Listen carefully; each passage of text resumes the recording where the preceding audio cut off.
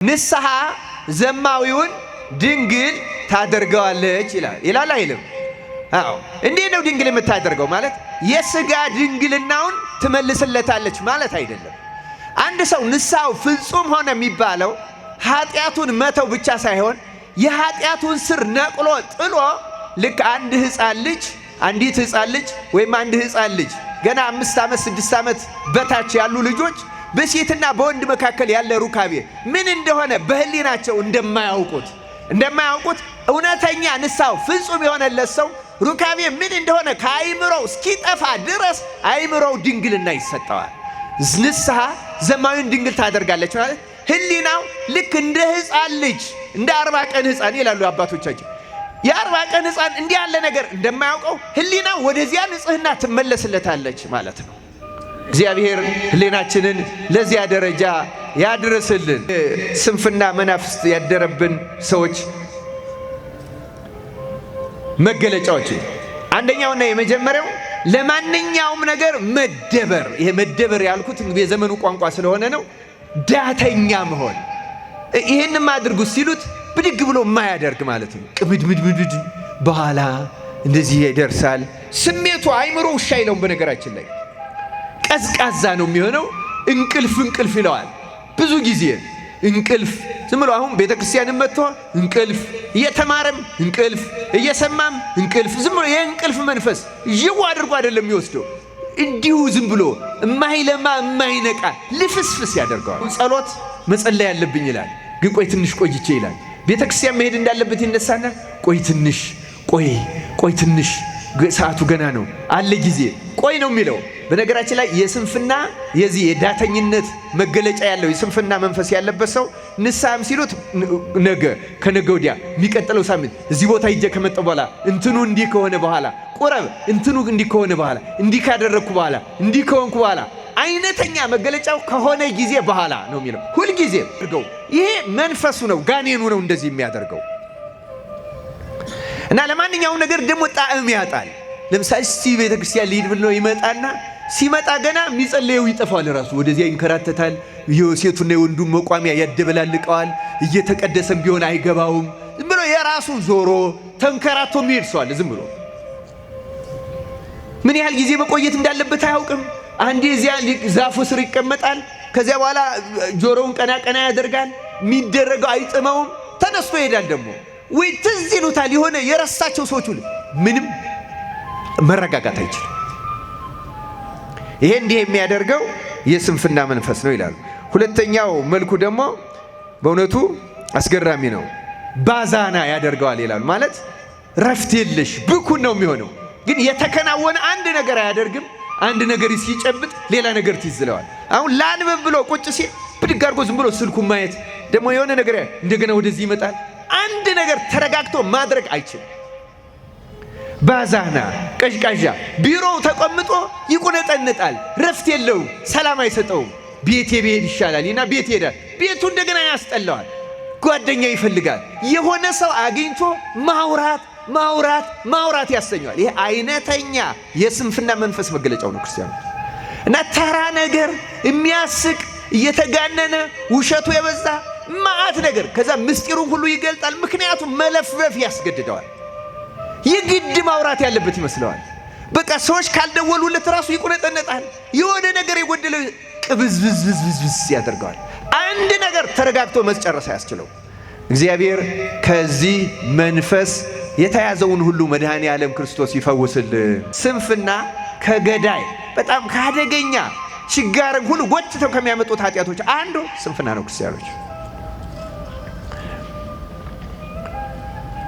መጽሐፈ ኢዮብ ላይ እንዲህ የሚል ቃል አለ። መጽሐፈ ኢዮብ ምዕራፍ 5 ቁጥር 2 እና 3 ላይ ሰነፉን ሰው ቁጣ ይገድለዋል ይላል። በነገራችን ላይ ስለ ሰነፍ እዚያ ምልክቱ ላይ ዮሐንስ ዘሰዋስው የሚባል አባት ነው ምልክቶቹን የጻፈልን የተናገራቸው። እና የሰነፍ ሰው አንዱ ምልክቶቹ ደግሞ ብው ብሎ መቆጣት ይላል። በቀላሉ ነው የሚቆጣ ሰነፍ ሰው ይላል። አንድ ትንሽ ነገር ሲናገሩት እንዴት ትይኛለሽ፣ እንዴት ትለኛለህ፣ እንዴት ላይ ያ ሁሉ ጋኔል ነው የሚያደርገው። ይገርማቸዋል ነው የዚህ የቀትር ጋኔሉ የስንፍናው መንፈስ። በተለይ ድካሙን ሲነገረውማ በቃ ጮሆ መጮህ ነው። ምን ማለት ነው? ታዲያ ይህንን አሁን ደግሞ ኢዮብ የሚነግረን ይህን የሚያረጋግጥ ነው። ክርስቲያኖች ተመልከቱ። መጽሐፈ ኢዮብ ምዕራፍ 5 ቁጥር 2 ላይ እንዳልኳችሁ ሰነፉን ሰው ቁጣ ይገድለዋል፣ ሰነፉንም ቅናት ያጠፋዋል። አያችሁ ደግሞ ቅናትም አለበት። ቅናት ያጠፋዋል። ሰነፍ ሰው ስር ሰዶ አየሁት፣ ድንገትም መኖሪያውን ረገምሁ። ይገርማል በጣም አያችሁ። ሰነፍ ምን ሆኖ አየሁት? ስር ሰዶ አየሁት፣ መኖሪያውን ደግሞ ረገምሁ። በጣም ይገርማል። እግዚአብሔር አምላክ ከዚህ መንፈስ በእውነት ሁላችንንም ነፃ ያውጣን። ክርስቲያኖች ብዙዎቻችን የሌለብን ሊመስልን ይችላል። በጣም ክፉ መንፈስ ነው። ሙሉ በሙሉ ህድረት የሚባለው ይሄ ተዋርሶት የሚኖረው ጥቂት ሰው ሊሆን ይችላል። እየመጣ እየጎበኘው የሚሄደው ሰው ግን ብዙ ሰው ይገርማቸዋል። እና እንደውም ነወግሪስ የሚሉት በተለይ ቀን ቀን ላይ ይሰለጥናል ይላሉ። የቀጥር ጋኔን ስለሆነ በ24ቱም ሰዓት ይሰለጥናል። በአንዳንዱ ሰው ላይ ግን ከረፋዱ 4 ሰዓት እስከ 10 ሰዓት የሚያረገውን ነው የሚያሳጣው ይላሉ። እንዲሁም ትንሽ ስንፍና ጥበብንና ክብርን ያጠፋል። የጠቢብ ልብ በስተቀኙ ነው፣ የሰነፍ ልብ ግን በስተግራው ነው። ደግሞም ሰነፍ በመንገድ ሲመላለስ እርሱ ልብ ይጎለዋል፣ የሚያስበውም ሁሉ ስንፍና ነው ይላል። ስለ ቃሉ የአምላካችን የእግዚአብሔር ስሙ የተመሰገነ ይሁን። ዛሬ የገብርኄር የመጨረሻው ዕለት ላይ እንገኛለን። ቅዳሜ ላይ ነው ያለነው። ከነገ ጀምሮ ደግሞ ማን ይባላል? ኒቆዲሞስ። ከነገ ጀምሮ ያለው ማን ነው? ኒቆዲሞስ። የተወደዳችሁ የእግዚአብሔር ቤተሰቦች ዛሬ በዚህ ርዕስ የምንማርበት ምክንያት ያሳለፍነውን ሳምንት ገብርኄር ላይ ከተነበበው ወንጌል የአንደኛውን በአንድ መክሊት ተቀብሎ በዚያው ባለመስራቱ ምክንያት የተኮነነውን አውጡት፣ ወደ ውጭ ጣሉት፣ በዚያ ጥርስ ማፋጨትና ጨለማ ወዳለበት ወደ ውጭ ጣሉት ተብሎ ወደ ውጭ የተጣለውን የገብረ ሐካይን የሐኬተኛውን ባሪያ፣ ሐኬተኛ ማለት ሰነፍ ማለት ነው። ታካችነት የሱን መነሻ በማድረግ ነው። ተደጋግሞ እንደምትሰሙት ከገብርኄር በፊት ያለው ሳምንት ደብረ ዘይት ነው። ጌታ ዳግመኛ የሚመጣ መሆኑን ቤተ ክርስቲያን መታሰቢያ አድርጋ የምታስተምርበት ሳምንት ነው። ስለ ምጽአቱ ሁልጊዜ በጸሎት ሃይማኖቷ የምትገልጸው የምትታመንበት ነው። የቤተ ክርስቲያን መሰረት አንዱ የክርስቶስ ምጽአት ነው። ክርስቲያኖች አስታውሷቸው፣ 5ቱ አዕማደ ምስጢር የሚባሉት 5ቱ አዕማደ ምስጢርን ሳይሸራርፍ የማያምን ሰው ወይም ከ5ቱ አንዱ ያጎደለ ሰው ክርስትናን ጨርሶ አያገኘው። ለምሳሌ በስላሴ ያላመነ እንደ እስላሞች አንድ አላህ ቢል ወይም እንደ አይሁዶች አንድ ያህዌ ቢል እግዚአብሔርን አያገኘው። በአዲስ ኪዳን በእግዚአብሔር ስላመነ ብቻ ማለት ነው። እግዚአብሔርን ሲያምነው ሶስትነቱን ማመን አለበት። አንድ ነው ግን ሶስትነት አለው። 3 አምላክ አለ የሚል ትምህርት የለንም። ሶስትነት ያለው አንድ አምላክ አለን ነው ምነው። አሁን ምእመናንም ለሌሎቹ እንቅፋት እንዳትሆኑ መጠንቀቅ ያለባችሁ። ለነገሩ ምእመናን ብቻ አይደላችሁም፣ አንዳንድ አገልጋዮችም እንሳሳታለን። 3ቱ ስላሴ ስላሶች የሚል ሰው አለ። ስላሶችም አይባልም፣ 3 ስላሴም የለም፣ አንድ ስላሴ ነው ያለው። አንድ አምላክ ሶስትነት አለው እንጂ ስላሴ ስላሴ ስላሴ የሆነ 3 ስላሴ የለም። ክርስቲያኖች አንድ ስላሴ ነው ያለው፣ አንድ አምላክ ነው ያለው። የአንዱ አምላክ ግን ሶስትነት አለው። የስም ሶስትነት አለው፣ የአካል ሶስትነት አለው፣ የግብር ሶስትነት አለው። ግን አንድ ብቻ ነው፣ አንድ ብቻ ነው።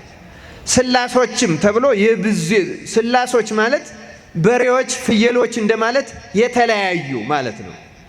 3 የተለያዩ አካላት ተባብረው አምላክ አልሆኑም። ስላሶች አይባልም። ስላሴ ብቻ ነው የሚባለው። እየሰማችሁ ነው አይደለም ክርስቲያኖች? ስላሴ እንጂ ስላሶች ሶስቱ ስላሴ ያላዋቂ አነጋገር ነው። አውቃችሁ እንደዚያ ነው ብላችሁ እንዳልሆነ ይታወቃል። ግን ደግሞ ሰሚያችንን የበለጠ ያሳስታል። ሶስት ስላሴ የለም፣ ስላሶች የሚባልም አምላክ የለም። ስላሴ ማለት አንድ አምላክ ሆኖ ሶስትነት ያለው ማለት ነው። ስለዚህ ተመልከቱ፣ ምስጢረ ስላሴን የማያምን ሰው በአንዱ በእግዚአብሔር ስላመነ በዚህ ዘመን አይድንም። ቀጥሎ ስጋዌ ከሶስቱ አካል አንዱ አካል በተለየ አካሉ ከንጽሕት ቅድስት ድንግል ማርያም ስጋ ነፍስ ነስቶ ረቂቁ ገዝፎ ርቀቱ ግን ሳይቀር ምልኡ ተወስኖ ግን ከምልአቱ ሳይጎል የተዋህደውን ስጋም ሳያረቅም ሳይሰፋ ግን ረቂቅነትን ገንዘብ አድርጎ ምልአት ስፋትን ገንዘብ አድርጓል። ግን አልሰፋም፣ መወሰኑ ደግሞ አልቀረም። ይህንን ምስጢረ ስጋዌን ያላመነም አማኝም አይባልም፣ የመዳንም ተስፋ የለውም። ክርስቲያኖች ከዚያ በኋላ ይሄ ሰው ሆኖ የመጣው ደግሞ ከእኛ ሰው ሆኖ ዳግመኛ ተወልዶ ወልደ አብ ወልደ ማርያም ወልደ አዳም ወልደ አብርሃም ወልደ ዳዊት ተብሎ ሰው ሆኖ እኛን ደግሞ የአብ ልጅ የሚያደርግበት ጥምቀት ሰጠን። በጥምቀት ከሞቱ ተባባሪ በመሆን የእግዚአብሔር ልጆች እንሆናለን። ይችን የእግዚአብሔር ልጅነት የማያገኝ ደግሞ በዚህ መንገድ የእግዚአብሔር ልጅ ካልሆነ ደግሞ ጥንት እስራኤል በግዝረት የእግዚአብሔር ልጆች ይባሉ ነበረ። ያ ግን ቀርቷል። በሐዲስ ኪዳን ሰዎች የእግዚአብሔር ልጆች የሚባሉት በጥምቀት ብቻ ሆኗል። ስለዚህ ያልተጠመቀ ሰው የመዳን ተስፋ የለውም። ሃይማኖቱም ስህተት ነው። እዩአቸው፣ አእማደ ምስጢራት፣ የሃይማኖት የምስጢራት መሰረቶች፣ ምሰሶች፣ ቋሚዎች እነዚህ ናቸው። ከዚያ ቀጥሎ ደግሞ ክርስቶስ በመስቀል ላይ ተሰቅሎ ሞቷል። ስጋውን ቆርሷል፣ ደሙን አፈሷል። ስጋዬን የበላ ደሜን የጠጣ የዘላለም ሕይወት አለው፣ ስጋዬን ያልበላ ደሜን ያልጠጣ ግን ይፈረድበታል ብሏል። ስለዚህ አሁንም ያልቆረበ ሰው የመዳን ተስፋ የለውም። በዚህም የማያምን ሃይማኖቱ ስህተት ነው፣ ክህደት ነው። 4 በስላሴ ማመን፣ ሰው በመሆኑ ማመን፣ ስለኛ ተጠምቆ እኛን የእግዚአብሔር ልጆች ለማድረግ አዲስ ግዝረትን ሽሮ የእግዚአብሔር ልጅ የሚያደርግበት ጥምቀት የሚባል ቃል ኪዳን መስጠቱን ማመንና መጠመቅ፣ ስጋውን መብላት ደሙን መጠጣት የዘላለም ሕይወት እንደሚሰጥ ማመንና መብላትና መጠጣት። 4 የመጨረሻው ትንሣኤ ሙታን። በትንሣኤ ሙታን ለምሳሌ አንድ ሰው ካላመነ ከዚህ በፊት ያመናቸው 4ቱ አይጠቅሙትም። በስላሴ ቢያምን፣ በስጋዌው ቢያምን፣ በጥምቀት በቁርባን ቢያምን፣ ትንሣኤ ከሌለ፣ የክርስቶስ ዳግም ምጽአት ከሌለ፣ የክርስቶስ ዳግመኛ መምጣትና ፍርድ ከሌለ፣ ኃጥእ ጻድቅ መባል፣ በቀኝ በቆም በግራ በቆም ወደ ዘላለም ሕይወት ወይም ወደ ዘላለም ሞት መሄድ ከሌለ ማመኑ ምን ይጠቅመዋል? በስላሴ ቢያምን ባያምን፣ በቁርባን ቢያምን ባያምን፣ በጥምቀት ቢያምን ባያምን፣ በስጋዌ ቢያምን ባያምን ምን ይጠቅመዋል? ምክንያቱም ፍርድ የለማ። ስለዚህ ተመልከቱ፣ ትንሣኤ ሙታን ማለት የቤተ ክርስቲያን መሰረት ማለት ነው። አሁን እንደዚህ በዝናብ እንኳን በትዕግስት የምንማረው ትንሣኤ ስላለ ነው፣ ምጽአት ስላለ ነው፣ ፍርድ ስላለ ነው። ያ ባይኖር ለምን እንጾማለን? ያ ባይኖር ለምን እንጸለያለን? ያ ባይኖር ሰዓታት፣ ማህሌት፣ ቅዳሴ፣ ምስጋና፣ ትምህርት፣ ጉባኤ፣ ንስሐ፣ ቀኖና፣ ቤተ ክርስቲያን መሰብሰብ፣ ጉባኤ ምን ያደርጋል? ፍርድ የለማ እንደ እንስሳት ሞቶ መቅረት ቢሆን። ስለዚህ የሃይማኖት መሰረት የሚባለው አንዱ ትንሣኤና ምጽአት የአዲስ ኪዳን ቤተ ክርስቲያን መሰረቶች ናቸው። ክርስቲያን ይሄ ባይኖር ምንም የለም። ስለዚህ ቤተ ክርስቲያን መሰረት ስለሆነ ለቤተ ክርስቲያን ለመኖሯ፣ ለክህነቷ፣ ለቁርባኗ፣ ለሁለንታዋ መሰረት ስለሆነ ምጽአቱን፣ መምጣቱን፣ መፍረዱን፣ ማዳኑን፣ ማጽደቅ፣ መኮነኑን ግልጥልጥ አድርጋ ታስተምራለች። አሁንም እግዚአብሔር መንፈስ ቅዱስ ምስጢሩን ለሁላችን ይግለጽልን። ክርስቲያኖች መሰረታዊ ነገር ነው ይሄ። እነዚህ አሁን ምንም ዝም ብለው አይደለም አእማድ የተባሉት። እያንዳንዱ ሰው ምን አይነት መሰረት ያለ እነዚህ አንዱ አይቆምም።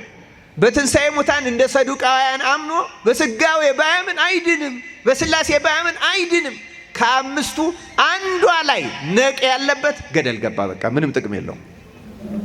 ምንም ከአምስቱ አእማደ ምስጢራት አንዷ ላይ ነኛ ሊቃውንት ጠንቃቆች ስለሆኑ መሰረቶቹን ለብቻቸው ቁጭ ስም ራሱ ሲሰጡ አእማድ አሏል። ምሰሶች ቤትን ምሰሶ እንዲሸከመው ሌላውን ይሄን ጣራውን ግድግዳውን ሁሉን ነገር አሁን የዚህን የግንቡንም እነዚህ ምንድነው የምንላቸው ኮለሞቹ ናቸው ዋናውን የሚሸከሙት።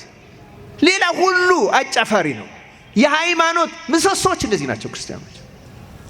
ታዲያ ቤተ ክርስቲያን ይሄን ዕለተ ምጽአቱን ምስጢረ ምጽአቱን በቋሜና በዚህ በደብረ ዘይት በተለየ መንገድ ብትናገረውም ዓመቱ ሙሉ ግን የምትመሰክረው ነው። ጸሎት ሃይማኖት ትላለች በቅዳሴዋም ጊዜ ወንሴፎ ትንሣኤ ሙታን ወሕይወተ ዘይመጽእ ለዓለመ ዓለም። እነሆ የሙታንን ትንሣኤ ምን እናደርጋለን? ተስፋ እናደርጋለን። ምክንያቱም ስጋዌውን ተስፋ እናደርገው መጥቷላ፣ ሰው ሆኗል። ዳግመኛ ሰው አይሆንም፣ ይመጣል ገና የሚሉ ሐሳዊ መሲህን ጠባቂዎች ናቸው። እኛ መጥቷል፣ ተወልዷል፣ ሰው ሆኗል፣ ተሰቅሏል፣ ሞቷል፣ ተነስቷል፣ አርጓል፣ ዳግመኛ ይመጣል ብለን ነው የምናምነው ክርስቲያኖች። ጥንቅቅ ያለ ትምህርት ነው ያላት ንጽሕት ተዋህዶ ሃይማኖታችን። በእሷ በዚህች እምነት ያጽናን መድኃኔዓለም ክርስቶስ ክርስቲያን እና ክርስቲያኖች ታዲያ ይህንን እንደዛ ነው የሚመጣው ህይወት ባይኖርማ ይሄ ሁሉ ነገር የለም። ቅድም እንዳልኳቸው የሚመጣ ህይወት አለ። ይሄኛው ጊዜያዊ ህይወት ነው፣ መጠለያ ነው። የሚመጣው ህይወት ነው ዋናው።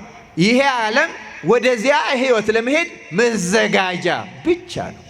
ከዚህ የተነሳ ቤተ ክርስቲያን ከደብረ ዘይት ቀጥላ ገብርኄር ብላ በተለይ ማቴዎስ 25 ያሉትን ሁለቱ ታሪኮች ማቴዎስ 25 እንዳለ የዕለተ ምጽአቱ የደብረ ዘይቱ የማቴዎስ 24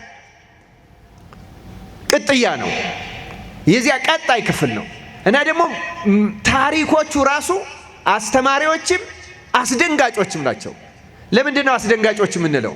ለምሳሌ ማቴዎስ ወንጌል ምዕራፍ 25 ከቁጥር 1 እስከ 13 ያለው የ10 ደናግል ምሳሌ ታሪክ ነው። ጌታ የመሰለው መንግሥተ ሰማያት ሙሽራውን ሊቀበሉ የወጡ 10 ደናግልን ትመስላለች አለ።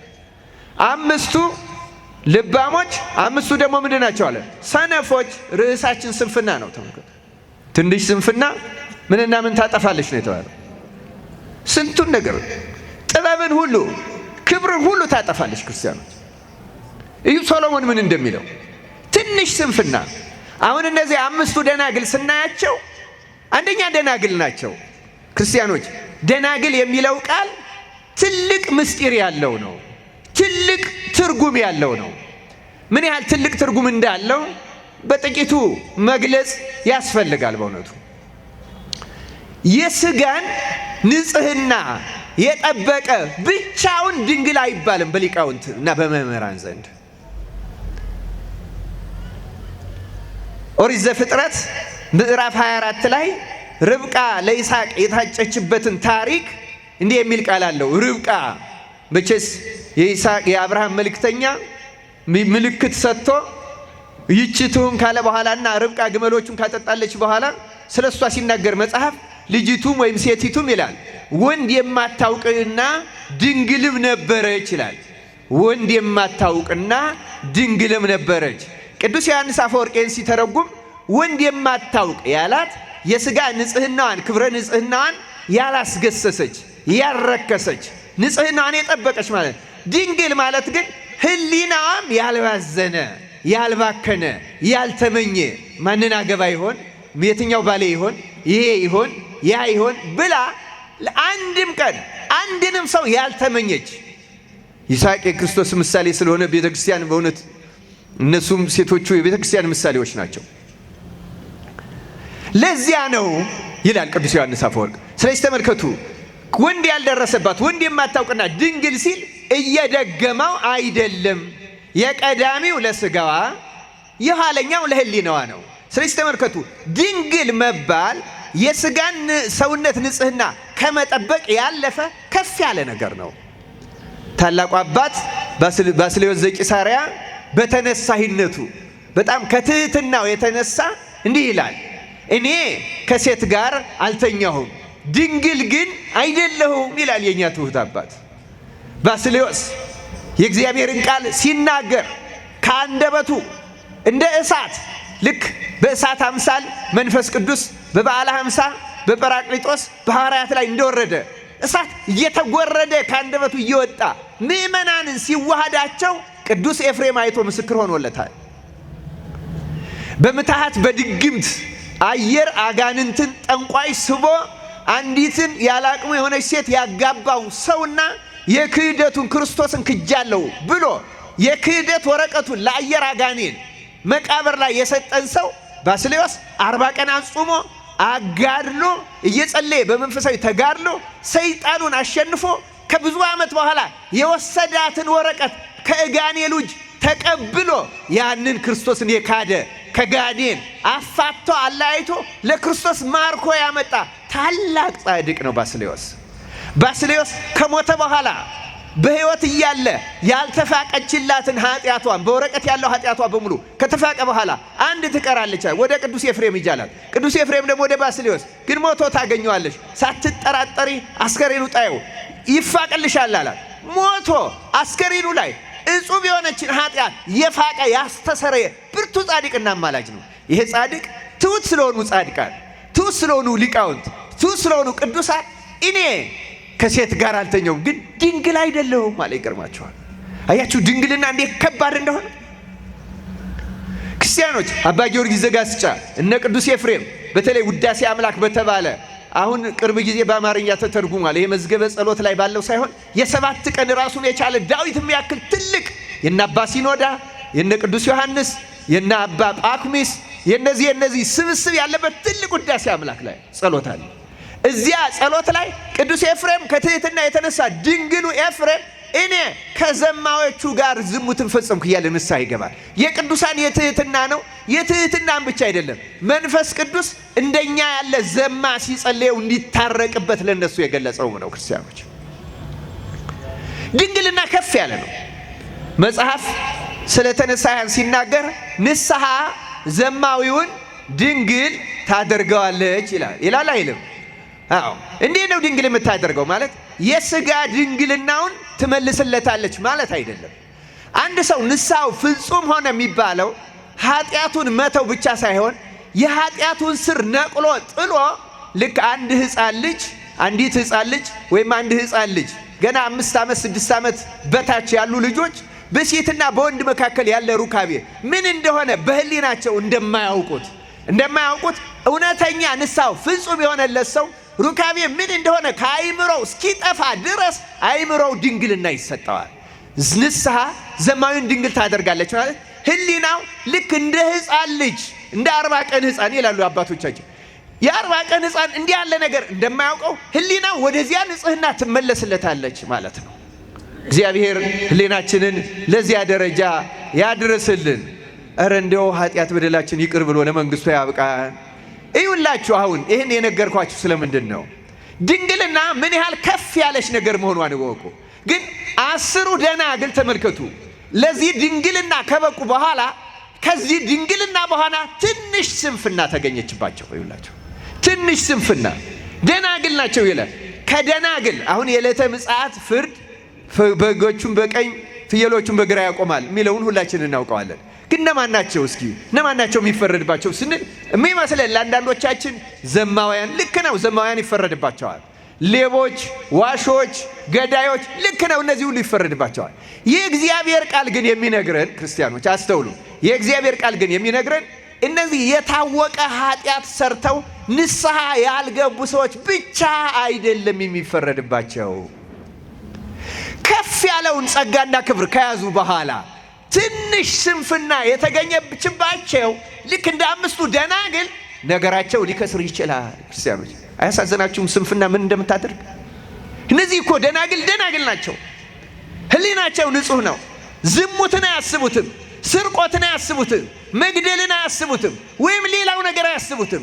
መብራታቸውን ይዘዋል። የትኛውን መብራት? የምግባሩን መብራት፣ የተጋድሎውን መብራት፣ የጾሙን መብራት፣ የጸሎቱን መብራት፣ የብዙውን ነገር መብራት ይዘዋል።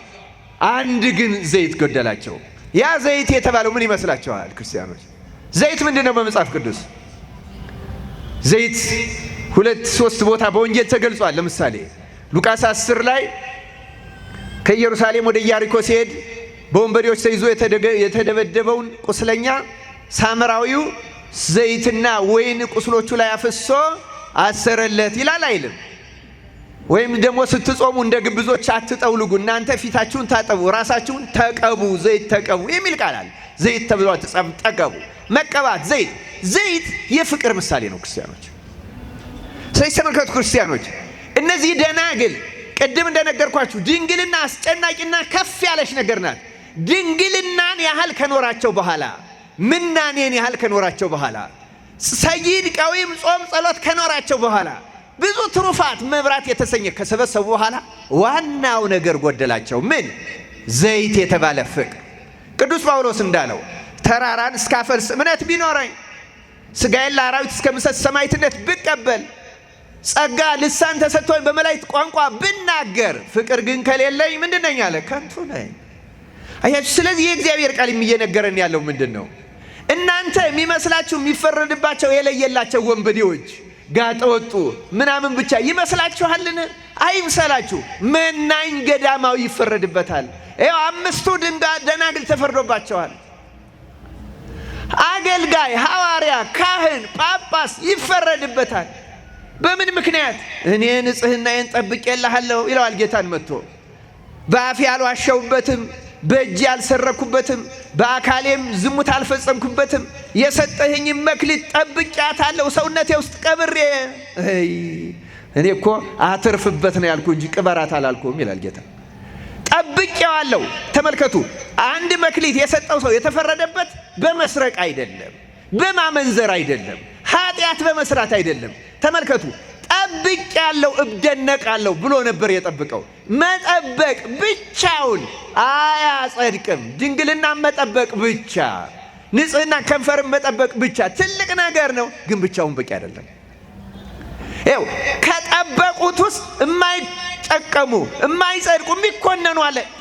የገብርኄር ሳምንት ትልቁ መልእክቱ ይሄ ነው። ክርስቲያኖች እምንጸድቅ የመስለን ሰዎች ውስጥ እምንኮነናለን። እንደ ገብረ ሐካይ ያለን፣ እንደ 5ቱ ደናግል ያለን፣ ገዳም ገብተን መንነን እምንኮነን ሰዎች ያለን የሚለን የእግዚአብሔር ቃል። ክርስቲያኖች እግዚአብሔር አምላክ በቸርነቱ ለሁላችን ማስተዋልን ይስጠን።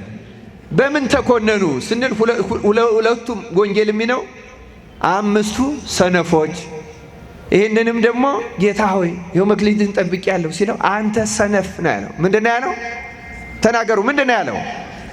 ሰነፍ። ሉቃስ ወንጌል ምዕራፍ 12ም ላይ ባለጸጋው ይሄ ሁሉ አለኝ፣ በቃ ባለጸጋ ነኝ፣ ጎተራዬን አሰፋለሁ፣ እንዲህ አደርጋለሁ እያለ ስለ ወደፊቱ ብቻ ያስባል።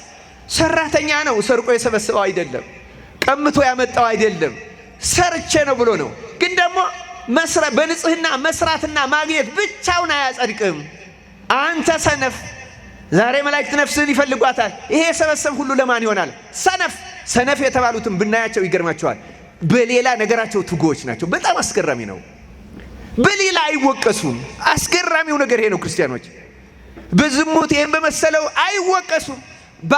በስንፍና ምክንያት ግን መንግሥተ ሰማያትን ሲያጡ ደጋግመን መጽሐፍ ቅዱስ ላይ እንመለከታለን። ገብርኄር ዋና ዓላማው በገብርኄር ሳምንት ስንፍና ያላትን ትልቅ ጉዳት ክርስቲያኖች መረዳት አለባቸው። ልክ እንደ ሌላው፣ ልክ እንደ መግደሉ፣ ልክ እንደ ማመንዘሩ፣ ልክ እንደ ሐሰት ምስክርነቱ፣ ልክ እንደ ሌላው ኃጢአት ከመንግሥተ ሰማያት ታስወጣለች። አላውቅህም አንተ አመፀኛ ታሰኛለች። እግዚአብሔር አምላክ በቸርነቱ ከዚች ስንፍና ሁላችንንም ይፈውሰን። የተወደዳችሁ የእግዚአብሔር ቤተሰቦች፣ ስንፍና ቅዱስ ወግሪስ፣ እስቲ ወግሪስ በሉ። ወግሪስ የተባለ በግዕዝ አባ ገብረ ኪዳን ግርማ እንዲያውም ተርጉመውታል ወደ አማርኛ። ቅዱስ ወግሪስ የቅዱስ ወግሪስን መጽሐፍ እሳቸው ወደ አማርኛ ተርጉመውታል። አሁን ገበያ ላይ ይኖር አይኖር አላውቅም፣ ልታነቡት ትችላላችሁ። ወግሪስ የ3ኛው ክፍለ ዘመን የጥንት ቅዱስ አባት ነው። ይሄ አባት በጣም ገዳይ፣ ለሌሎች ኃጢአቶች ሁሉ መነሻ ከሚያደርጋቸው 8 ኃጢአቶች አንዱ ስንፍና ነው። ስንፍና እውነተኛ ካህናት እውነቱን ለመናገር በዝሙት ያለ ልጃቸውን ለስጋው ደሙ እንደማያቀርቡት በትክክል በስንፍና የተያዘ ሰው ለስጋው ደሙ አይበቃም። ክርስቲያኖች ከገዳይ ልክ ቁጥሩ ከነዝሙት ነው። ክርስቲያኖች ስንፍና ከባድ ኃጢአት ነው። አልተለመደም። አሁን ግን እውነተኛ ምእመናን የምናስተምርበትም ዛሬ ምክንያቱ ይሄ ነው። ልክ እንደሌላው ዋሽቻለሁ እንደምንለው ስንፍና አለብኝ ብለን ንስሐ የሚያስገባ ትልቅ ኃጢአትና ድክመት ነው። ከመንግስተ ሰማያት በአፋ የሚያስቀር በውጭ የሚያስቀር ስለሆነ ክርስቲያኖች በጣም ከባድ ኃጢአት ነው። ምንድነው ጠባዩ የሚለውን ስንፍና ልክ የዝሙት መንፈስ እንዳለው ክፉ መንፈስ እንዳለው ስንፍናም መንፈስ አለው። ይሄው ቅዱስ ወግሪስ የዝሙት የስንፍና መንፈሱ የቀትር ጋኔን ይባላል ይላል። ማን አልኳችሁ? የቀትር ጋኔን። እዚህ መዝሙር 91 ላይ በልዑል መጠጊያ የሚኖር የሚለውን ላይ ስትመለከቱ እንዲህ የሚል ቃል አለ። ላንብብላችሁ እንዲያውም ክርስቲያኖች። ስለዚህ መንፈስ ማወቅና መዋጋት ስለሚጠበቅብን ማለት ነው። መዝሙር 90 በአማርኛው 91 ላይ እግዚአብሔርን አንተ መታመኛዬ ነህ እለዋለሁ። ምን እለዋለሁ? ተናገሩ። መታመኛዬ ነህ እለዋለሁ። አምላኬና መሸሸጊያዬ ነው፣ በእርሱም እታመናለሁ። እርሱ ከአዳኝ ወጥመድ ከሚያስደነግጥም ነገር ያድንሃልና። በላባዎቹ ይጋርድሃል፣ በክንፎቹም በታች ትተማመናለህ። እውነት እንደ ጋሻ ይከብሃል። ይሄ ሁሉ የሚደረግለት ምን አይነት ሰው ነው ካል በእግዚአብሔር የሚተማመን ሰው። ሰምታችኋል አይደለም? እግዚአብሔርን መታመኛዬ ነህ እለዋለሁ አላለም? በልዑል እግዚአብሔር መጠጊያው ያደረገ ሰው እግዚአብሔር ይከልለዋል። እና እነዚህ ከአዳኝ ወጥመድ ከሚያስደነግጥም ነገር ያድንሃልና በላባዎቹ ይጋርድሃል፣ በክንፎቹ በታች ትተማመናለህ። እውነት እንደ ጋሻ ይከብሃል ካለ በኋላ ከሌሊት ግርማ፣ በቀን ከሚበር ፍላጻ፣ በጨለማ ከሚሄድ ክፉ ነገር፣ ከአደጋና ከቀትር ጋኔን አትፈራም ይላል። ስለ ቃሉ የእግዚአብሔር ስሙ የተመሰገነ ይሁን። ከምን አትፈራ ማለት? ከአደጋና ከቀትር ጋኔን። ይሄ የቀትር ጋኔን የስንፍና መንፈስ ነው አበው የሚሉት። ሰዎችን ሰነፎች የሚያደርጋቸው ዝም ብሎ ደርሶ ማንኛውንም ላይ ጉብ የሚብልበት ቢሆን ኖሮ አንድም ሰው አያስተርፍም ነበረ። ግን የእኛን ድክመት ይጠቀምና ይሄ መንፈስ የሚያድርብን ሰዎች ሰነፎች እንሆናለን። እና ስንፍናው ደግሞ በጣም ከባድ ነው ክርስቲያኖች። ስንፍና እና የዚህ የስንፍና መገለጫዎቹ ሁለት መልክ አለው ይላሉ። ስንት መልክ አለው አልኳችሁ? ስንፍና ሁለት መልክ ነው ያለው። በጣም አስገራሚ ሁለት መልክ አለው ማለት በአንዳንዱ ሰው ላይ የሚገለጽበት መንገድ ሰውየውን የሚያደርገው እና ሌላውን ሰው የሚያደርገው፣ አንዳንድ ጊዜ ደግሞ ሁለቱም አንድ ሰው ላይ ሊታዩ ይችላል። ሁለቱም ጠባይ ምልክቶቹን ልንገራችሁ። ለምሳሌ የነዚህ የስንፍና መናፍስት ያደረብን ሰዎች መገለጫዎች፣ አንደኛውና የመጀመሪያው ለማንኛውም ነገር መደበር። ይሄ መደበር ያልኩት የዘመኑ ቋንቋ ስለሆነ ነው። ዳተኛ መሆን። ይሄንም አድርጉ ሲሉት ብድግ ብሎ የማያደርግ ማለት ነው። ቅብድምድምድ በኋላ እንደዚህ ይደርሳል። ስሜቱ አይምሮ ውሻ አይለውም። በነገራችን ላይ ቀዝቃዛ ነው የሚሆነው። እንቅልፍ ይለዋል። ብዙ ጊዜ እንቅልፍ ዝም ብሎ አሁን ቤተክርስቲያንም መጥቶ እንቅልፍ፣ እየተማረም እንቅልፍ፣ እየሰማም እንቅልፍ፣ ዝም ብሎ የእንቅልፍ መንፈስ ይው አድርጎ አይደለም የሚወስደው። እንዲሁ ዝም ብሎ የማይለማ የማይነቃ ልፍስፍስ ያደርገዋል። እሱ ብቻ አይደለም። እውነት ለመናገር በኋላ ነገ አሁን ጸሎት መጸለይ ያለብኝ ይላል። ግን ቆይ ትንሽ ቆይቼ ይላል። ቤተክርስቲያን መሄድ እንዳለበት ይነሳና ቆይ ትንሽ ሰዓቱ ገና ነው አለ ጊዜ ቆይ ነው የሚለው። በነገራችን ላይ የስንፍና የዚህ የዳተኝነት መገለጫ ያለው የስንፍና መንፈስ ያለበት ሰው ንስሐም ሲሉት ነገ ከነገ ወዲያ የሚቀጥለው ሳምንት እዚህ ቦታ ሂጄ ከመጣሁ በኋላ እንትኑ እንዲህ ከሆነ በኋላ ቁረብ፣ እንትኑ እንዲህ ከሆነ በኋላ እንዲህ ካደረግኩ በኋላ እንዲህ ከሆንኩ በኋላ አይነተኛ መገለጫው ከሆነ ጊዜ በኋላ ነው የሚለው ሁልጊዜ። ግን ከዚያ ጊዜ በኋላም አያደርገው። ይሄ መንፈሱ ነው፣ ጋኔኑ ነው እንደዚህ የሚያደርገው። እና ለማንኛውም ነገር ደግሞ ጣዕም ያጣል።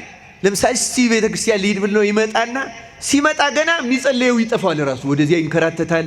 የሴቱና የወንዱን መቋሚያ ያደበላልቀዋል። እየተቀደሰም ቢሆን አይገባውም። ዝም ብሎ የራሱ ዞሮ ተንከራቶ የሚሄድ ሰው አለ። ዝም ብሎ ምን ያህል ጊዜ መቆየት እንዳለበት አያውቅም። አንዴ እዚያ ዛፉ ስር ይቀመጣል። ከዚያ በኋላ ጆሮውን ቀና ቀና ያደርጋል። የሚደረገው አይጥመውም። ተነስቶ ይሄዳል። ደግሞ ወይ ትዝ ይሉታል። የሆነ የረሳቸው ሰዎች ሁሉ ምንም መረጋጋት አይችልም። ይሄ እንዲህ የሚያደርገው የስንፍና መንፈስ ነው ይላሉ። ሁለተኛው መልኩ ደግሞ በእውነቱ አስገራሚ ነው። ባዛና ያደርገዋል ይላሉ። ማለት ረፍት የለሽ ብኩን ነው የሚሆነው። ግን የተከናወነ አንድ ነገር አያደርግም።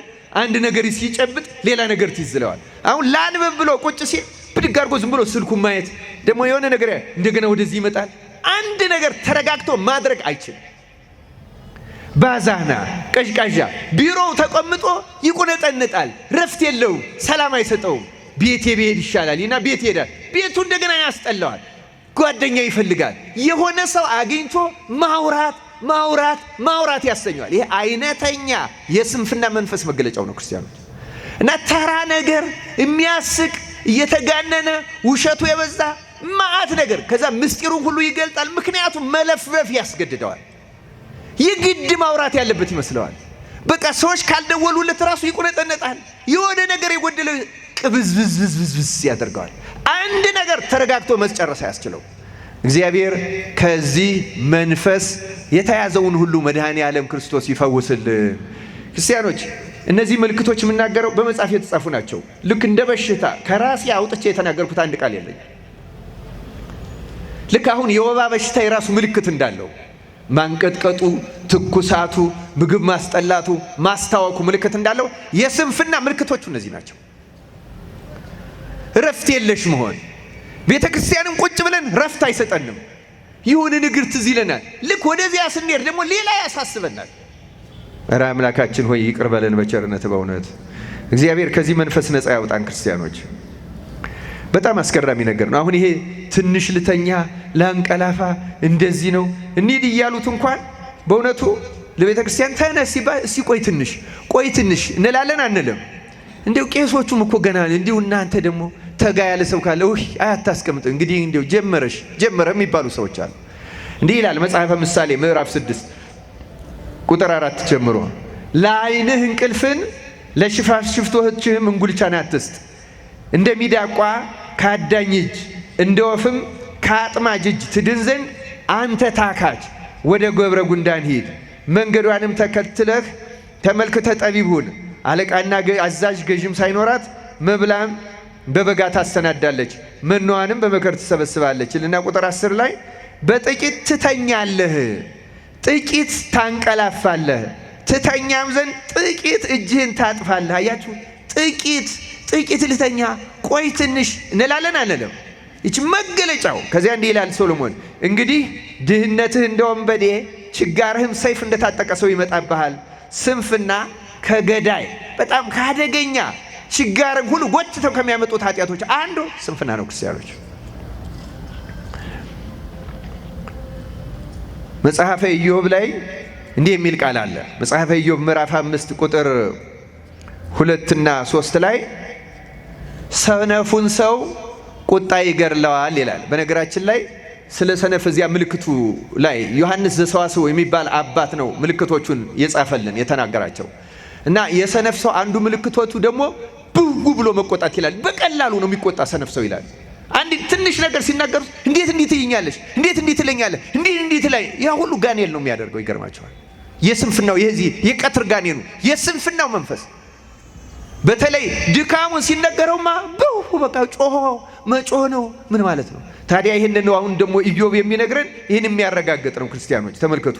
መጽሐፈ ኢዮብ ምዕራፍ 5 ቁጥር 2 ላይ እንዳልኳችሁ ሰነፉን ሰው ቁጣ ይገድለዋል፣ ሰነፉንም ቅናት ያጠፋዋል። አያችሁ ደግሞ ቅናትም አለበት። ቅናት ያጠፋዋል። ሰነፍ ሰው ስር ሰዶ አየሁት፣ ድንገትም መኖሪያውን ረገምሁ። ይገርማል በጣም አያችሁ። ሰነፍ ምን ሆኖ አየሁት? ስር ሰዶ አየሁት፣ መኖሪያውን ደግሞ ረገምሁ። በጣም ይገርማል። እግዚአብሔር አምላክ ከዚህ መንፈስ በእውነት ሁላችንንም ነፃ ያውጣን። ክርስቲያኖች ብዙዎቻችን የሌለብን ሊመስልን ይችላል። በጣም ክፉ መንፈስ ነው። ሙሉ በሙሉ ህድረት የሚባለው ይሄ ተዋርሶት የሚኖረው ጥቂት ሰው ሊሆን ይችላል። እየመጣ እየጎበኘው የሚሄደው ሰው ግን ብዙ ሰው ነው። ይገርማቸዋል። እና እንደውም እነ ወግሪስ የሚሉት በተለይ ቀን ላይ ይሰለጥናል ይላሉ። የቀትር ጋኔን ስለሆነ በ24ቱም ሰዓት ይሰለጥናል። በአንዳንዱ ሰው ላይ ግን ከረፋዱ 4 ሰዓት እስከ 10 ሰዓት የሚያረገውን ነው የሚያሳጣው ይላሉ። አንዳንዱን ልምሾ ነው የሚያደርገው። ስራ ሲስሉ ጣዕም አይሰጠውም። እንዳልኳችሁ ዳተኛ ነው የሚያ አንዳንዱን ደግሞ ቀዥቃዣ ረፍት የሌለው አንድ ነገር ተረጋግቶ የማይጨርስ ጸሎት ጨምሮም አይረጋጋም ዝም ብሎ። አሁን በዚህ በቤተ ክርስቲያንም አንዳንዶቻችን ጸሎት ላይ ሁሉ ረፍት ይነሳላል። ዝም ብሎ ወዲያ ትዝ የማይለው ስራ አቡነ ዘበሰማያት ሲባል ትዝ የሚለው ሰው አለ። ወዲያው ጨርሶ ማድረግ የሚችለውን እኮ ነው። መንፈሱ ነው ግን የማያረጋጋን። ይገርማቸዋል። በጣም ክፉ መንፈስ ነው። መረጋጋት ይደርሳል እኮ አንዳንዱ። እውነት ለመናገር እኛን ካህናት ሁሉ ሌሊት በማስተኛት ባያሸንፈን ረፍት በማጣት ግን ያሸንፈናል። አውቆ ቀሽቃሻ ነው የሚያደርገን። ረፍት የለሽ ተመስጠን መጸለይ አንችልም እና መብትም ይመስልናል መንቀሳቀስ። እግዚአብሔር በእውነት ከዚህ በሽታ ሁላችንም ይፈውሰን። ይህ ያላጠቃው ሰው የለም። ቀላል ይመስላል እና እንደ ሌላው ኃጢአት ስለሆነ ለብዙ ሰው አይታወቀውም። ረቂቅነቱ ገዳይነቱ ከዚህ የተነሳ ነው። ክርስቲያኖች ሰነፉ ጠቢቡ ሰለሞን ደግሞ በእውነቱ እንዲህ ይላል። መጽሐፈ ምሳሌ ምዕራፍ 17 ቁጥር 10 ላይ ሰነፍ በልቡ አምላክ የለም ይላል። ይህንን እነዚህ ገዳማውያን አባቶች የሚሉ ምንድን ነው? ጸሎቱ ይባረድና በግድ ይጨርሰውና እንዲው ለመሆኑ ይላል በኋላ በልቡ እኮ ነው እንዲው ይሰማን ይሆን አሁን እንዲስ ብለን ይሰማናል እንጂ እግዚአብሔር የለም ብሎ አፍ አውጥቶ ይክዳል እኮ ማለት አይደለም። በውስጡ ግን ወደ ተስፋ ማቁረጥ ያደርሰዋል። የስንፍና አንዱ መጨረሻው ተስፋ መቁረጥ ነው። እዲያ አሁን እኔ ሊምረኝ አሁን እኔ ሊሰማኝ ድካሙን ያሳየውና መልሶ እንደገና ተስፋ ቆርጦ በጠፍራ አስሮት ከነበረው በሰንሰለት ይጨምርበታል ማለት ነው። በተስፋ መቁረጥ እንደገና በበለጠው ያስረዋል አውቆ። አይ ደው መቼም እንኑር ብለን ነው እንጂ አሁን በዚህ አገልግሎት እኛ ልንጠቀም ነው እያለ ካህኑን ሁሉ በሚፈጽመው አገልግሎት ተስፋ ያስቆርጠዋል። እግዚአብሔር እንደዚህ ተስፋ ከመቁረጥ በቸርነቱ ይጠብቀን። ለዚህ ነው ሰነፍ በልቡ አምላክ የለም ይላል የተባለው። በራሱ አገልግሎት ተስፋ ይቆርጣል። ይሄስ ያነበብኩላችሁ መዝሙረ ዳዊት ነው። መዝሙር 14 ቁጥር 1 ነው። ግን ደግሞ ስንፍና ይገርማችኋል። እንደዚህ ሰምተን ተምረን በቀላሉ የማይለቅ መንፈስ ነው። በጣም አስቸጋሪ መንፈስ ነው። እንዲያውም ሶሎሞን እዚህ ላይ ነው 17:10 ላይ የሚለው 100 ግርፋት በሰነፍ ጠልቆ ከሚገባ ይልቅ ተግሳጽ በአስተዋይ ሰው ጠልቆ ወደ ልቡ ይገባል ይላል። ስለ ቃሉ እግዚአብሔር ስሙ የተመሰገነ ይሁን። 100 ግርፋት አይገባውም ማለት እኮ ሰነፍ ስንፍና ባህሪው ከሆነ አንድ ሰው ብታደርጉት ብትሰሩት ቶሎ አይለቀው። ታዲያ እንዴት ነው የሚለቀው? ክርስቲያኖች እንዴት ነው የሚለቀው?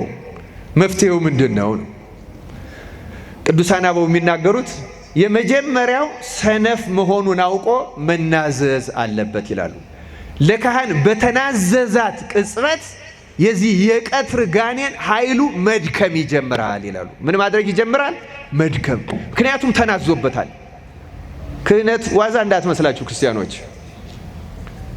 ክህነት የድህነታችን መጠለያ ክርስቶስ ያስቀመጠልን አለት ናት። የጠላት መፈጥፈጫ ናት ክህነት። ክርስቲያኖች መናዘዝ ብቻውን ልክ የችግሩ መታወቅ የመፍትሄው ግማሽ ነው እንደሚባለው መናዘዝ ብቻውን መንፈሱን ያደክመዋል ይላሉ። ያደክመዋል። ከዚያ በኋላ ደግሞ ካህን የሚሰጠውን መፍትሄ መቀበል ነው። ምንም ተወዳዳሪ የሌለው መፍትሄ የመጀመሪያው ራሱ ይህንን አውቆ እምቢ ብሎ መትጋት። ልክ እንቅልፍ ሲለው ሙቀቱ ወደ ቤተ ክርስቲያን የሚመጣበት የጸሎት ሲባረድ፣ ለምሳሌ ለጸሎት ልቡናው ሲባረድበት መስገድ። ምን ማድረግ አልኳችሁ? መስገድ። ይቅር በለኝ እያለ መድኃኔ ዓለም ክርስቶስ ሆይ ይቅር በለኝ እያለ ድክም እስኪለው መስገድ አባሮ ያንን መንፈስ ያስወግድለታል። ልክ መንፈሱ ሲቀና ጸሎቱን ይቀጥላል። ይሄ ለአንድ ክርስቲያን ግዴታ ነው። መናዘዝ አስፈላጊ ነው። ካህኑ የሚሰጠው ቀኖና መቀበል እና ያንን መፈጸም ግን ትጋትን ገንዘብ ማድረግ ቅድም ያነበብኩላችሁ መጽሐፈ ምሳሌ ላይ አንተ ሰነፍ፣ አንተ ታካች ወደ ገብረ ጉንዳን ሂድና ተመልከቱ፣ ፍለጋዋን ተከትለህ ጠቢብ ሁን፣ ከእርሷ ተማር። አለቃ አዛዥ ሳይኖራት ነው የሚለው። በበጋ መኖዋን ትሰበስባለች፣ ራሷን ታሰማል። ስለዚህ አንተ የግድ እየተቀሰቀስክ የግድ እየተመከር እስኪ ራስ ንቃ፣ ትጋ፣ ከዚያች ትንሽ ፍጥረት ተማር። ትጋትን ገንዘብ አድርጉት ነው የሚለን ክርስቲያኖች። ለመዳን ትጋት ያስፈልጋል። ስንፍና ክፉ በሽታ ናት። ቅድም እንዳልኩት ሶሎሞን እንዳለው ትንሽ ስንፍና ጥበብንና ክብርን ታጠፋለች እንዳለች ያቺ ትንሽ ስንፍና የደናግሉን ሲኦል አስገባቻቸው። አንዲት ፍቅርን ለማሰንፈው ለይቅርታ ሰንፈው ለይቅርታ ለፍቅር ዘግይተው የደከሙበትን ድካም ሁሉ መና በላው። ክርስቲያኖች ዜሮ ገባ። አምላካችን እግዚአብሔር በቸርነቱ ይታረቀን። የመጨረሻው ጸሎት ነው። ለማንኛውም የማንኛውም ነገር በእውነቱ መድኃኒቱ ጸሎት ነው እና ደግሞ አለመቸኮል። አባቶች የሚሉት አለመቸኮል ማለት እንደዚህ ያለ መንፈስ ቶሎ አይለቅም። የራቀ ይመስልና ይመለሳል፣ እንደገና የጠፋ ይመስላል የሆነ ምክንያት ሲያገኝ እንደገና። እንዲያውም አባቶች ሲያስረዱ ምን ይላሉ? አሁን የዚህ እናንተ የደብረ ብስራት ገብርኤል ግቢው አስፋልት ነው እንጂ አሁን ይሄ መሬት ሆኖ በጋ ላይ ሳሩ ጠፍቶ አቧራ የሚሆን መሬት ታስታውሳላችሁ አይደለም? ዝናብ ጠብ ሲል ሳሩ ይበቅላል አይበቅልም? ይኸው አንዳንዱ ኃጢአት እንደዚህ ነው ይላሉ። አንዳንዱ ኃጢአት ትንሽ ስንጸልይ፣ ቤተ ክርስቲያን ስንመጣ፣ ስንጾም፣ ስንማር ልክ እንደ አቧራው የጠፋ ይመስላል፣ ግን ከስር አለ፣ ዘሩ አለ። ምክንያቱም ዝናብ ጠብ ሲል ያ ብቅ እንደሚለው ይሄኛውም ትንሽ ምቹ ሁኔታ ሲያገኝ በሰውነታችን ብቅ ይላል። ስንፍናም ቢሆን ሐሰትም ቢሆን ዝሙትም ቢሆን ሌላ ኃጢአት ይሆን ሰንኮፉን ነቅለን ካልጣልነው በቀር ይመለሳል። ስለዚህ አንድ ክርስቲያን ለጊዜው ይሄስ ጠፋልኝ ብሎ ሳይዘናጋ እየጾመ እየሰገደ እየተጋ እየመጸወተ እየራራ በተለይ ከዚህ ዋና ኃጢአቴ አላቀኝ እያለ ክርስቶስን እየለመነ ተግቶ እየለመነ ረጅም ጊዜ መታገስ አለበት። ክርስቶስ ትዕግስቱን አይቶ ነቅሎ ይጥልለታል ይላሉ። መድኃኔ ዓለም ክርስቶስ ከሁላችን ነቅሎ ይጣለልን። የተወደዳችሁ የእግዚአብሔር ቤተሰቦች ስንፍና አምስቱን ደናግል ጉድ የሰራ ነው እና በጣም አስቸጋሪ ኃጢአት ነው። ልክ ከነዚህ አሁን ከነገርኳችሁ ችግሩን ከመረዳት ከመናዘዝ ጋር ንስሐ ከመግባት ጋር ሌሎች አባቶች የሚነግሩት የተግባር ስራ መስራት ማለት በእጅ በእግር የሚሰራ አሁን የከተማ ኗኗር ለእጅ ለተግባር ስራ ብዙ የተሞቻ አይደለም። ግን ነቅተን ተግተን ያን ብናደርገው እግዚአብሔር ስንፍናን እያራቀልን። አሁን ለምሳሌ የከተማ ወንዶች ቢሮ ገብቶ ውሎ የሚመጣ ሰው የሚሰራው ብዙ ላይኖር ይችላል። አሁን ብዙ ሰው ለዚያ ነው ሰውነቱን ለማፍታታት ጂም የሚሄደው። ግቢው አትክልት ኖሮት የማይኮተኩት ከሆነ እኔ የምመክረው ኪችን ገብቶ ዛሬ ጊዜ የሴት ስራ ቢያንስ ዕቃ ማጠብ ቢያጥብ እንዲሁም የትህትናም ጭምር ስለሆነ ብዙ ጾሩን ያቃልለታል። ክርስቲያኖች እግዚአብሔር ጾራችንን ያቅልልልን እና የተግባር ስራ በጣም መሰረታዊ ነው፣ ወጥቶ መንቀሳቀስ ካልሆነ። ለዚህ ነው አሁን መነኮሳት በእውነቱ ስራ መፍታት ትልቅ አደገኛ መሆኑን ስለሚያውቁ ስራ የፈታ መነኩሴ ቆቡን ቀዶ ይሰፋል ሲባል ሰምታችሁ ታውቃላችሁ? ምን ማለት ነው? በስንፍና ምክንያት የስንፍና መንፈስ የቀትር ጋኔን እንዳይወጋው ሌላ ስራ እንኳን ቢያጣ የራሱን ቆብ ቀዶ ይሰፋል እንጂ ያለ ስራ አይቀመጥም። ያለ ስራ ወይ ያለ ጸሎት ወይ ያለ ቅዱሳን መጻሕፍት መመልከት ከተቀመጠ ይህ መንፈስ ያጠቃዋል። የተወደዳችሁ እግዚአብሔር ቤተሰቦች የተግባር ስራ መስራት፣ ንስሐ መግባት፣ መናዘዝ፣ ተግባር ስራ መስራት፣ ተግቶ መነሳት፣ ከዚያ የመጨረሻው ያልነገርኳችሁ ቅዱሳት መጻሕፍትን መመልከት። ቅዱሳን መጻሕፍትን ምን ማለት ነው አልኳችሁ? የቅዱሳን ፍቅር የሚያሳድሩ የቅዱሳን ገድሎች ያ እየተዋጋው ተነቅሎ ይወጣል። አምላካችን እግዚአብሔር ይህን የስንፍና መንፈስ ነቅሎ ይጣልልን። ይቆየን። ወስብሐት ለእግዚአብሔር።